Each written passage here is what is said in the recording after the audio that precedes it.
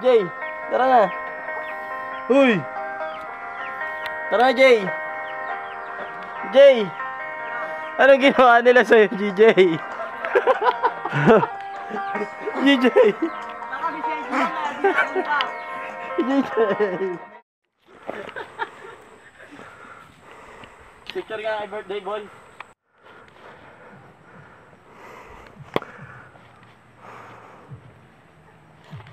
Ito yung makalumang pagbabato. Ano na yun? Kasi yung makabagong pagbabato ngayon, bawal. Huli. Ngayon, kung stay put ka lang sa organic, ito yun, organic na pagbabato. Huwag yung ano, yung chemical na pagbabato.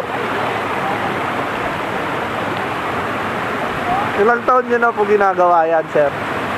Since 1980, no, actually, dito nagmula yung ano, yung etymology nung ano. Pag tinatanong ko ba, nababato ka ba, sir? Yung mga ganon. Ibig sabihin, wala kang magawa nun. Katulad ngayon, wala akong magawa, kaya nababato ako ngayon.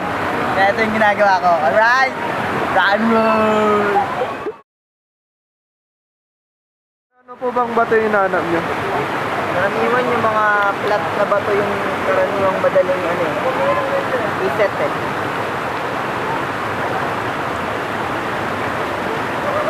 So, sir, ba kailangan nyo ito, sir? Ay, mga ginito, tama. Mga ginito, pato ka na lang. Hindi ko na siya magagamit kasi hindi mo pwede mong ilagay itong mas malaki kasi mas mabigat to eh. Mas denser to kaysa dito. So, mas malikot siya. Hindi siya stable. Alam mo yun? Ito po. Kailangan nakaka-touch. Ano mo talaga tumabat? Oo, alam ko. Ilang bato na po yung tinira nyo?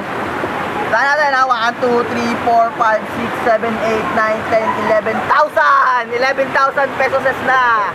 And ito na yung pang 12,000!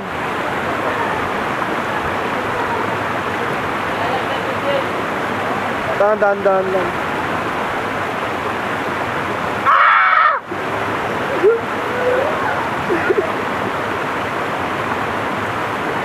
Suportahan mo po. Kailangan mo masakto kasi yung center of the gravity dun sa bato eh. Alam mo yun? Pag bumili ka ng ano, ng X-ray shade, makita mo, may nakatuhog na ano dyan, na gravitational force. Naniniwala ba kayo na ang Gatorade ay mayaman sa electrolytes? Kaya nitong buhayin ng mga patay na bagay. Tingnan nyo to.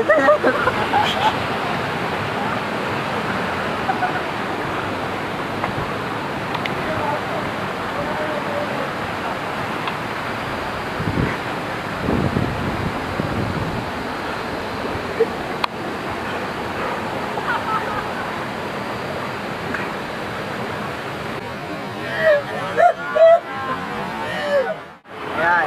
Nakita nyo na ang nagagawa ng mga taong nababato. Nakagawa sila ng isang matinding art. Ito ay tinatawag na stone art. At siguradong certified stoner na ako. Yeah! Okay ba tayo dyan? Yun natutulog, yung nagising, yung binuhay natin patay. Okay naman dyan!